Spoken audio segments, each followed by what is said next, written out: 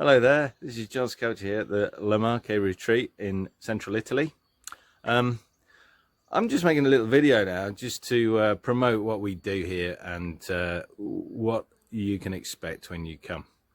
So if you wanted to learn about landscape painting in the most amazingly beautiful and at times remote location in Italy, you're going to love it, seriously.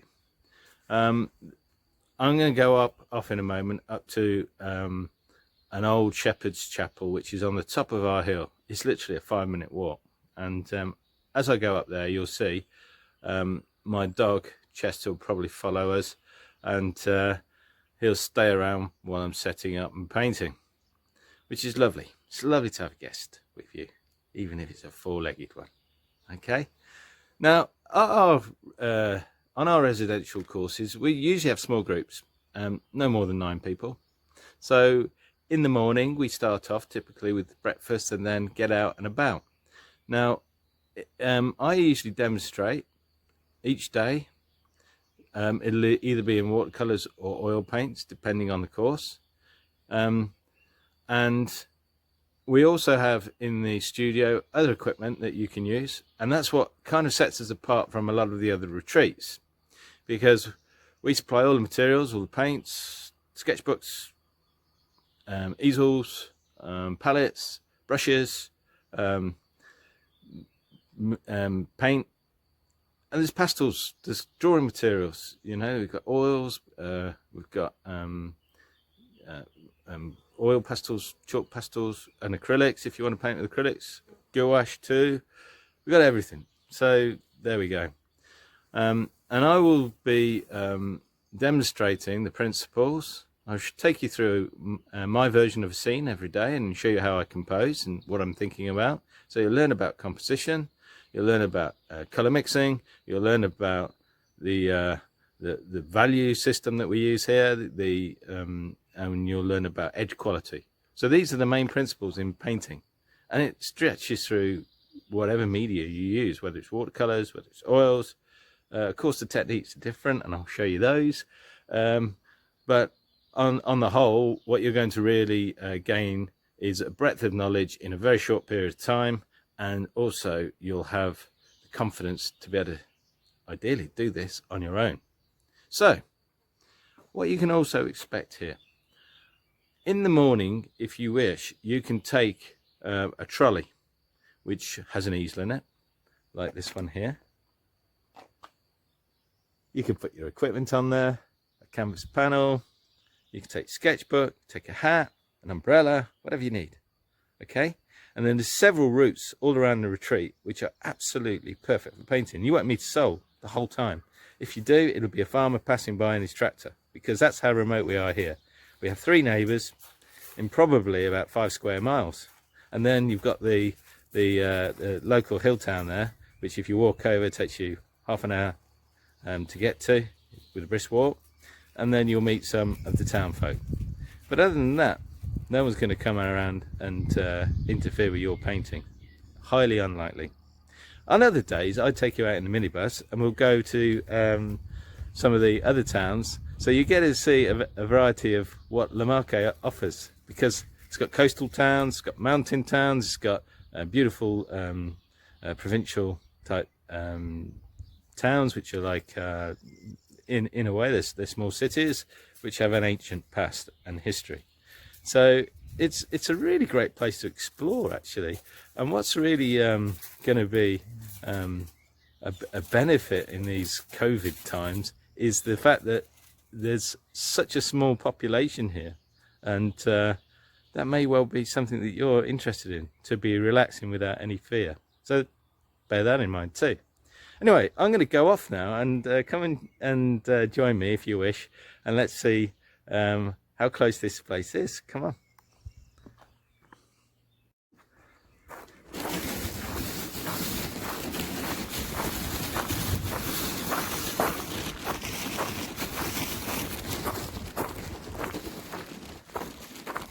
There's another one of the beasties asleep there. That's Cookie, the main boy. And literally, we walk up here. Chester's going to take us on his tour. he'll show you where we're going. He's been to all the locations, he knows them all, and if you just let him, he'll guide you there. So we go down the track. This is the Walnut Grove. Actually a nice place to paint as well, in the shelter over there, and you can see some lovely trees with the light coming through.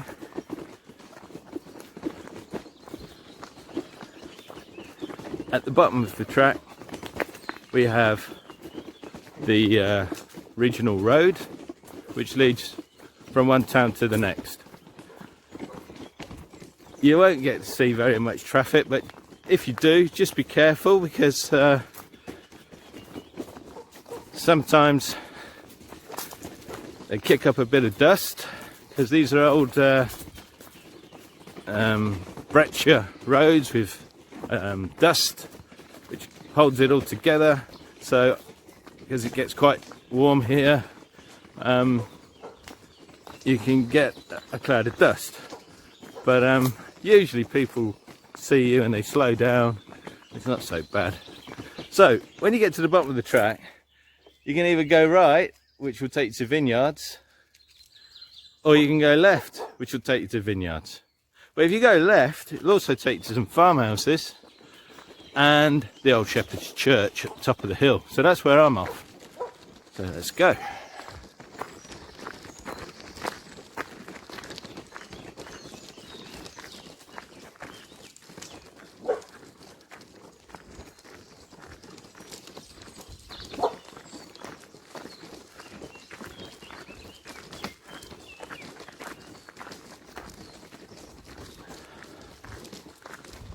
Oh, we've got another beastie coming with us.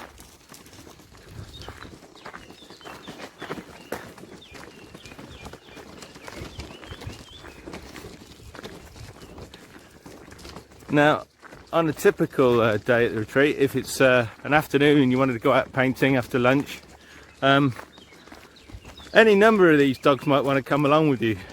If you don't like dogs coming with you, then don't worry. We can lock them up. They don't really mind, but they do prefer a good stretch, and actually they're good company. So it's up to you.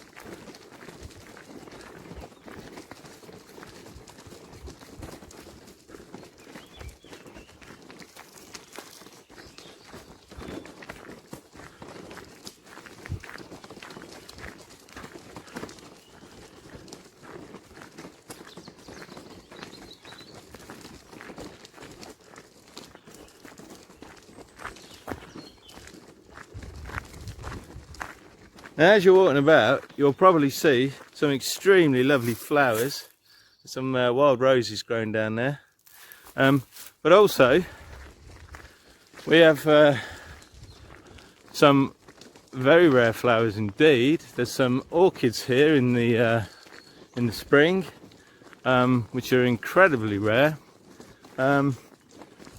Just to mention a few. If you know your wildflowers, you'll be in your element. We also have at times fields full of poppies, and of course the legendary sunflowers will be here by July. Now if you want to paint sunflowers, I recommend La Marche. Why? Well, we're at an elevation of about 600 meters, so that's almost 2,000 feet, and it's quite cool for Italian standards in the summer.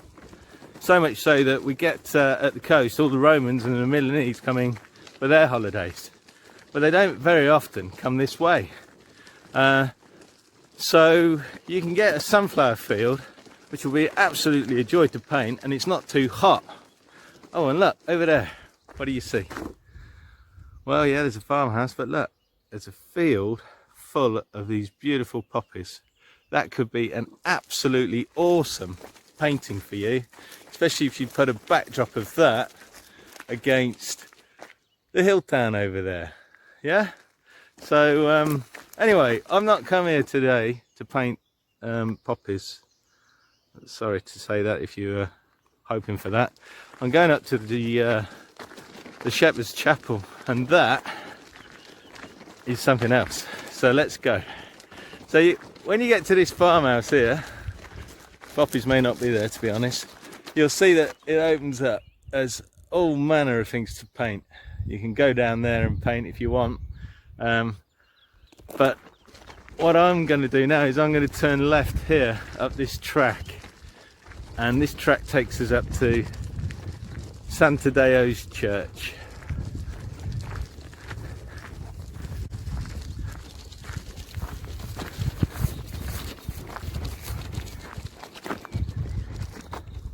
So it turns around here and it comes up like this. Now this road gets a bit steep now, but luckily it's tarmacked, so it's pretty good underfoot.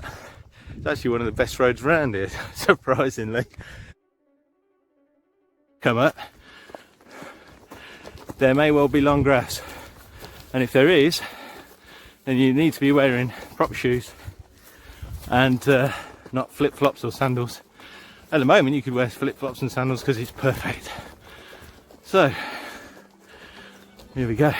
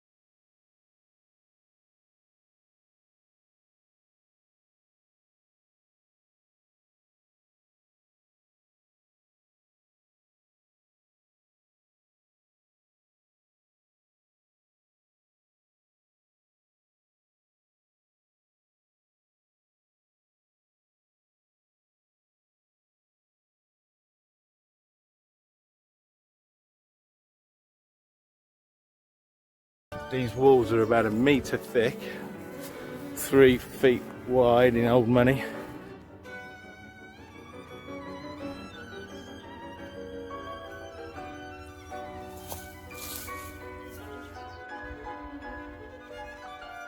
There you go. Actually looks better in this view. I'm gonna paint. It would be nice to paint the dog in actually. We'll see if he's there later.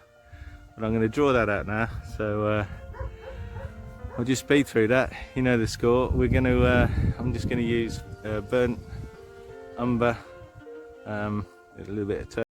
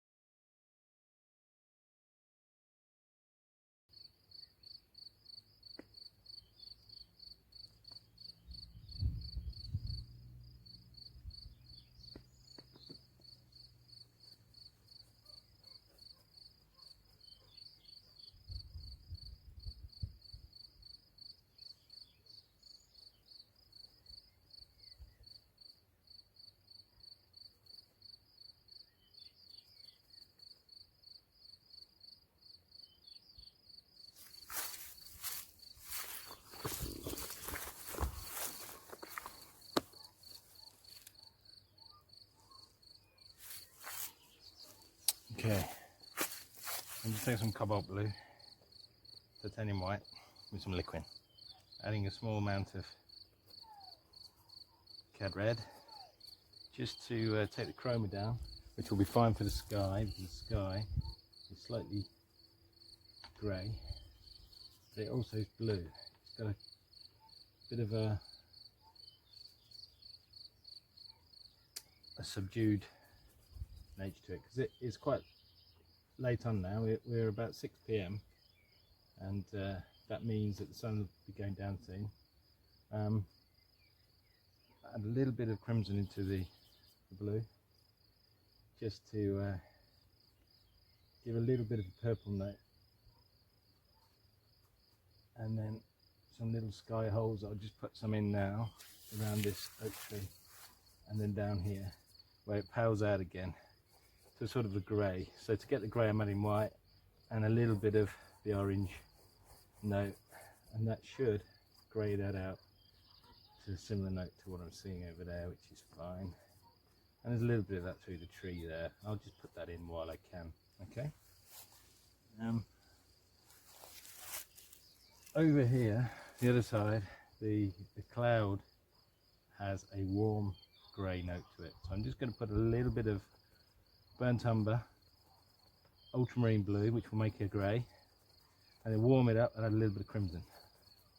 And that pinks it up quite nicely. And I'm just going to block that in all around. If I squint, it's slightly darker, so I add a little bit more of the mixture to white ratio. There we go. Get warmer. There we go. All around the tree, over the top of the church tower, behind a little bush. I'm using a large filbert brush, which is my preferred way of starting, because I'm going from general to specific now. So these are the general blocking notes, and this brush is suitable for that.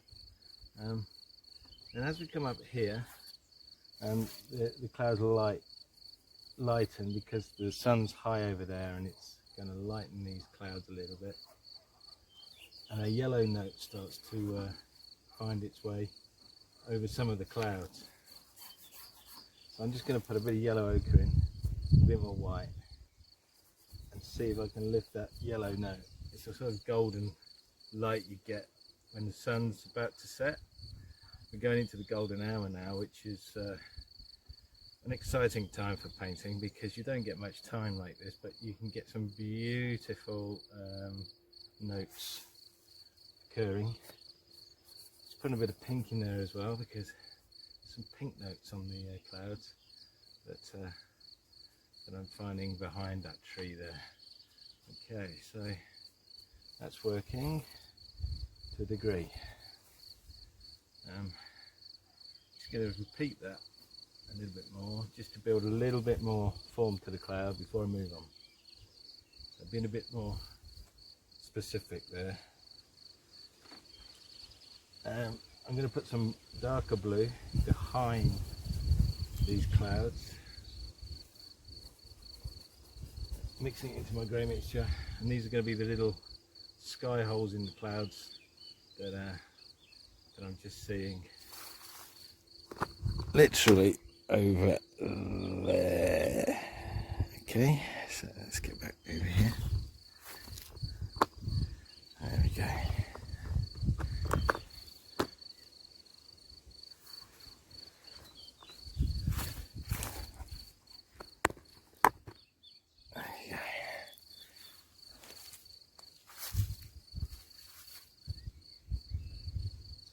So this is the kind of painting I like,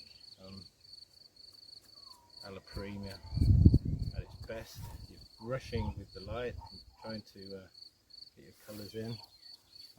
It's just fun. It's a bit more like how perhaps Van Gogh would have approached his painting. Now I'm going to move down to the trees. I'm going to block those in. These are I'm going to use Viridian. I'm just going to add some yellow ochre into that, and you'll see as soon as I add the yellow ochre, the viridian turns to this interesting chrome oxide green colour. And there's a lot of that going on actually, so just check that out. It's a bit too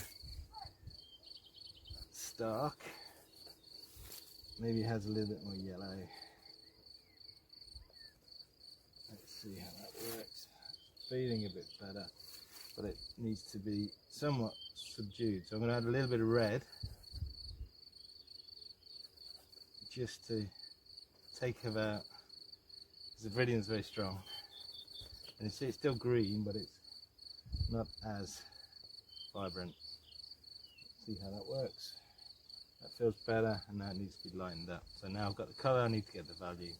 When you add the white, you lose some of the yellow chroma, so you have to add it back in. But you'll see that it's still light, and that's much better. That feels more like what I'm seeing over there.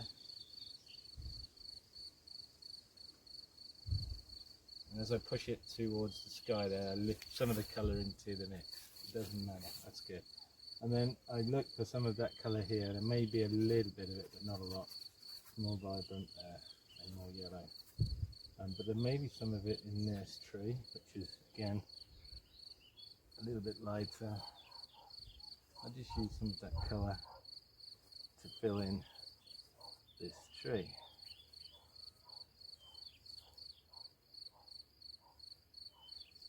It's got more yellow in it. There we go. Let's see what that does.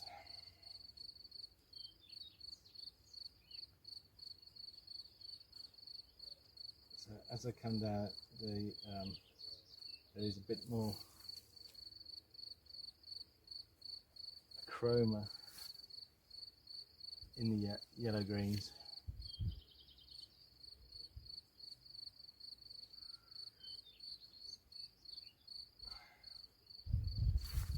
This one's very chromatic, but before I go on to that, I just want to take a little bit more yellow, green, a bit more chroma into a little bit of blue. So I'm firing a lot of colour in there. There's blue, there's red, there's yellow, okay, and that green. That's going to give me more weight. There you go, see, it's a better colour. Maybe just a bit of brown would help. There you go, that's more like it. That's what I'm feeling, more of that. And then you've got this golden note, which is coming from the sun, which is poking through now. Just going to clean my brush. I'm going to move on to the next tree. I'm just going to block that in, similar, but it's slightly darker green. I'm using ultramarine blue with yellow, and that's giving me quite a nice similar blue that I'm seeing, blue-green, in this tree. It's a funny shaped thing. It's been damaged, I think, with either lightning or something damaged it, maybe a disease, I'm not sure, but it's only half the tree it should be. But I don't care, I'm just going to paint it what I'm seeing, because I don't want to think too much about it.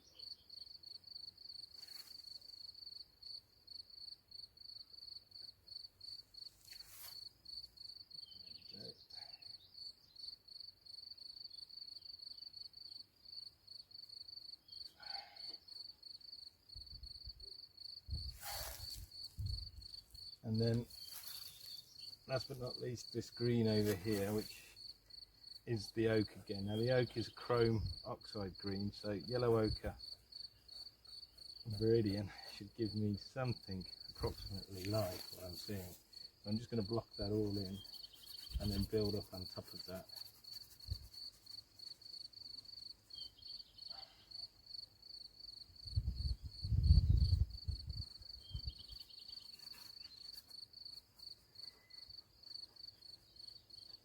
This is a good place to come for a quick painting. At the end of the day, you might have an hour left or two, and you just want to get a painting done before we have our evening meal or go out. And this is a good place, very close by. You can get another painting done. Why not? You're on holiday, no stress. you don't have to rush it quite as much as me. You can take more time over it. But it's fun sometimes working like this,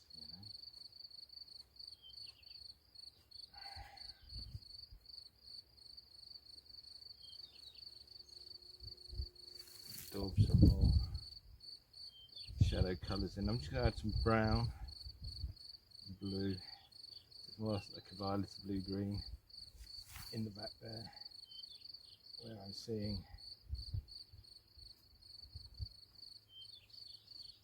bigger shapes of shadow.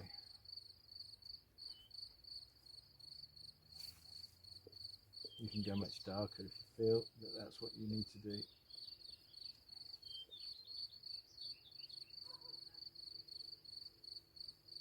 Around that sky hole, I'm just going to hold the colour in, make a little vortex through the tree there. Seems to help a bit. Maybe a little bit more of the branch over here. There we go, and just finish off some of these edges on this tree, that tree, and then go back into this one, which is a violet green. So if I take ultramarine blue, crimson, crimson, there's a violet. If I add green to that, I'm going to have a violet green, which is like a dark grey, very strong colour, and I'm just going to put that behind in the shapes of the tree, and then add a little bit of colour of the green into that. So I've got a gradation of green. That's helping a little bit to feel like the some of the canopy inside the tree and the shapes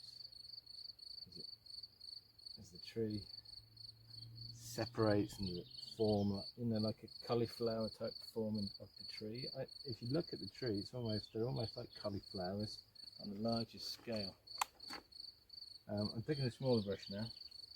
I'm just going to use the dark brown, and I'm just going to paint some branches. Just going to enjoy trying to trace a line through that looks and feels like a branch. Now you know that everything from the trunk upwards tapers, so the branch will get thinner as we naturally progress upwards into the canopy of the tree. That's normal. That is normal. If you're not doing that, it's going to look wrong, and so make sure you do. I've got some books in the studio on the anatomy of trees, fantastic reads, and the oak is covered for sure.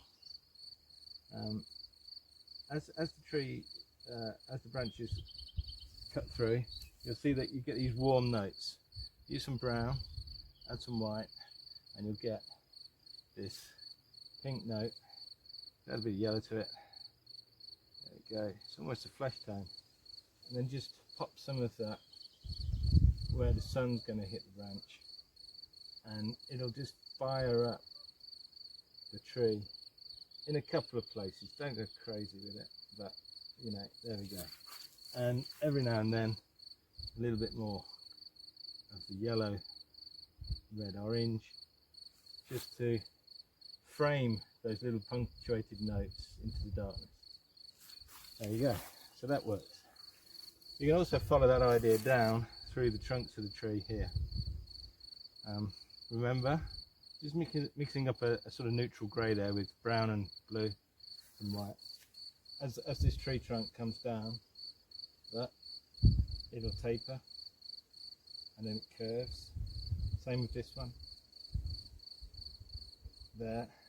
And then immediately on the other side of that, we have this colour. It's even more bleached, but it has a yellow note. Flesh tone in the tree. Here we go. So I'm going to bring that down and through. And look how that illuminates the tree. You seeing that? I hope you are. That's looking good now. Yeah? Good. Let's just pull you forward so you can see it a bit closer. There we go. And of course that idea carries on up here in the tree. Probably a bit more orange actually.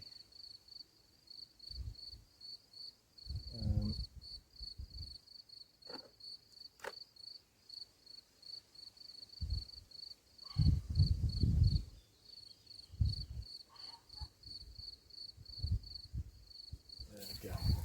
I'll leave it at that. I might just do a couple of these dead branches. That'll explain why the tree looks so odd, because it does. I don't know what happened to it, but it's certainly not right on that side. So there we go. And any more tidying up before I move on, like little bits of sky here and there, I'll just block that in now.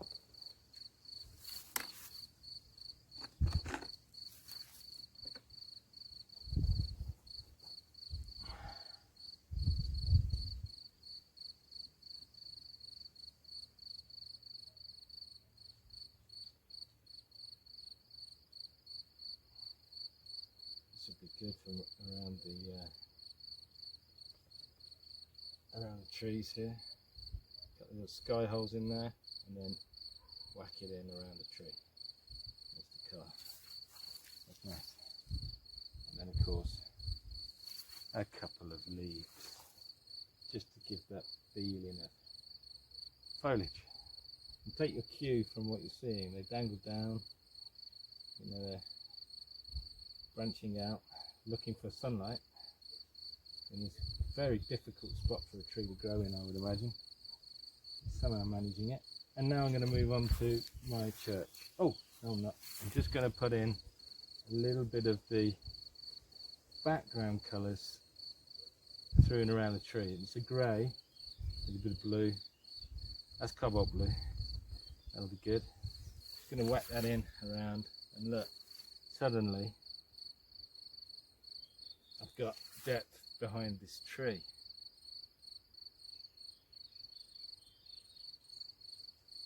And then there's even a yellow light to this. So I'm just going to put a bit of yellow. There we go. Because there's a mountain there. And then there's some pinks as well, because there's a farm building or something over there as well. Obviously if it looks ridiculous, leave it out, but it helps. And now I'm going to put the trunk of that tree in, which is more of this yellow.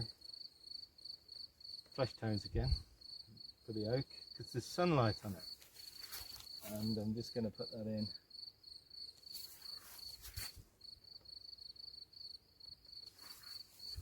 As it climbs through the canopy, there's a couple of little branches hanging down. That's looking nice. I'm going to leave that there and just block in spaces.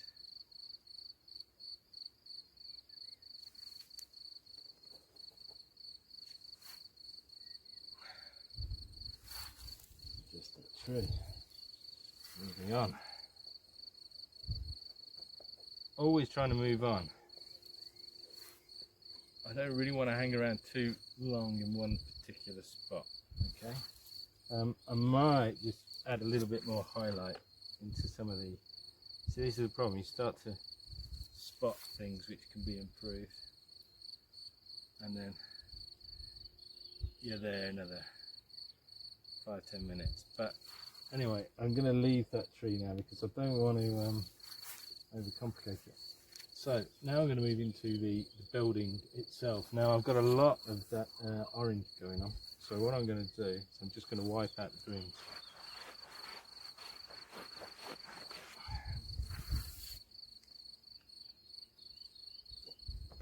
I'm going to make an orange.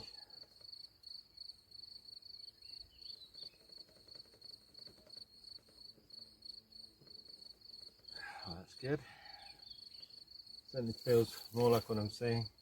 And if I block that in now, behind the tree, that'll stand proud. It's also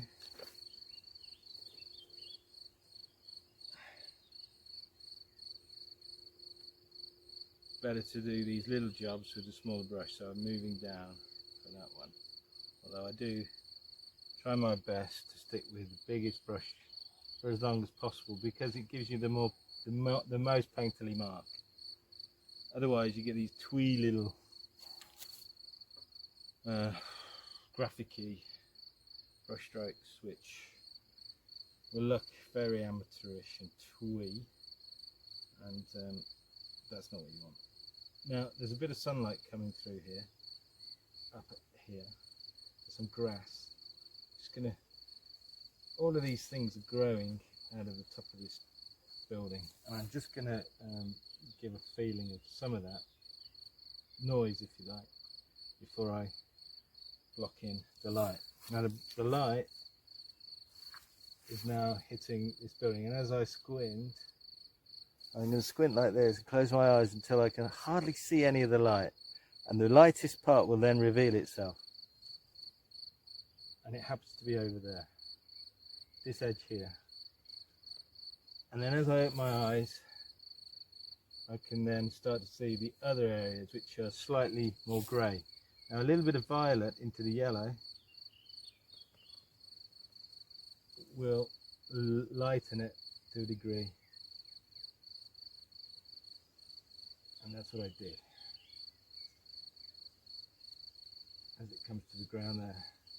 Then over here there's some more yellow. It's warmer again up at the top there. I'm going to add a bit more light, so I'm varying the light that I'm seeing to the location of the warmth on the building, and then it goes cool in places too.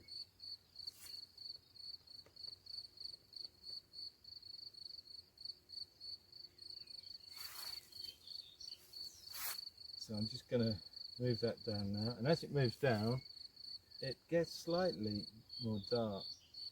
Just going around this little round window, that's fun.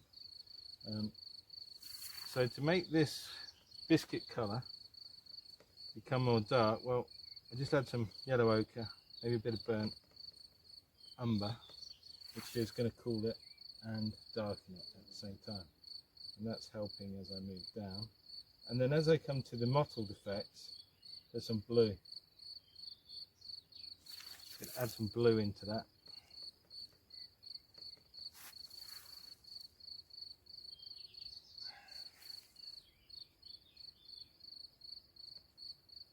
There we go. It's a good grey colour. And let's see if I can make some marks which look like projected shadows from the trees that are over there. Once I've done that, I might change some of the notes to warmer, cooler. I'm just going to explore those options. I like a little bit of purples in the colour, you know. I like it to, in the shadows, to be more expressive of the absence of light. And the equation for light is yellow warm colours, so the absence of light is cooler purple blue notes. So that's why I am treating that area like so.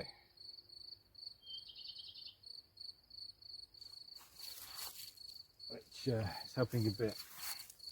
Now let's get back in. There's more warmth over there. I can see a lot more of this golden light. There we go. I'm going to give it a blast of that over here and up there, just to give it that lively feel as the sun cuts through.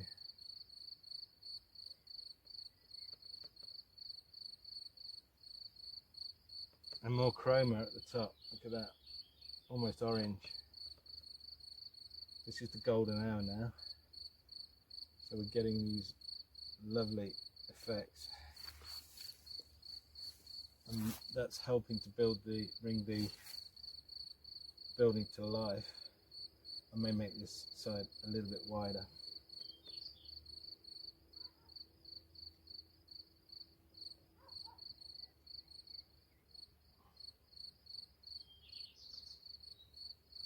as I get down, it's very cool light, but it's light.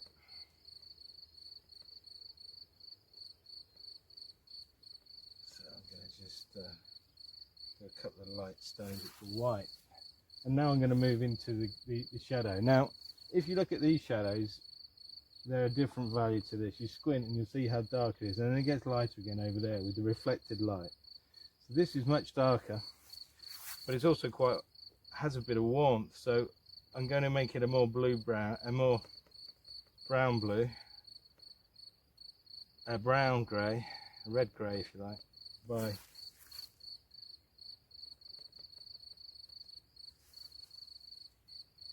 adding the note in. Now, this colour will certainly work, and as I cut through, I can start to chisel some of the stones into that, because there's a stone face to this which is very appealing.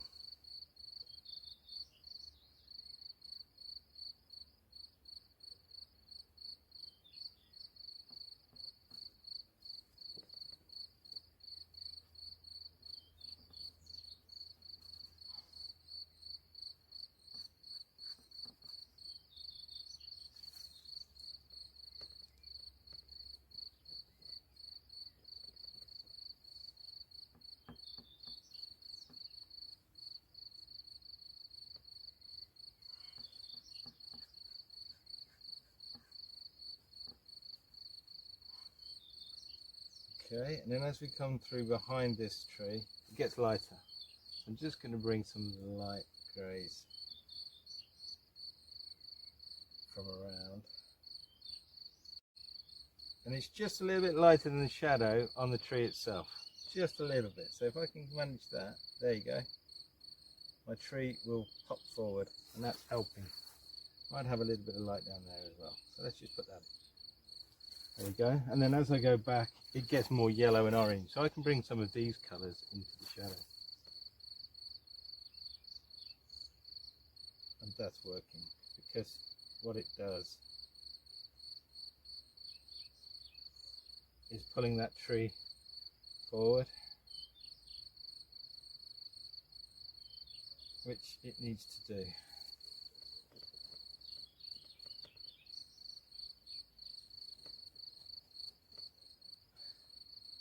So these are greys, more neutral colours, and you know, the thing is, you read it and you think, oh, it's going to be a pink stone. Well, of course there are pink stones there, yes, but the neutrals are there too, and when the light is not on these pink stones, they go into shadow, and then suddenly they become neutralised, and you see that the stone has this grey feel to it. Okay, so once you've got to that point there, then you can start to put a little bit of detail into the stonework. That's the time. So you might say to yourself, well, this lot here is darker, so let's put a bit of a darker note in there. So brown and blue, I can start to create greys which are darker. You can go very dark.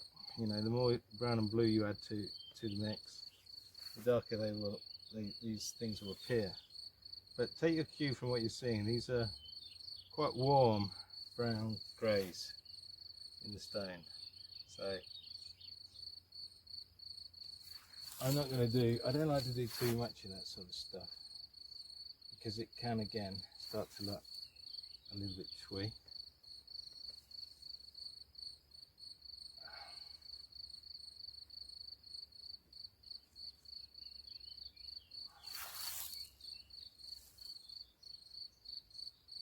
Over there is there's a couple of cracks with shadows which I'm going to make the most of because they're dark.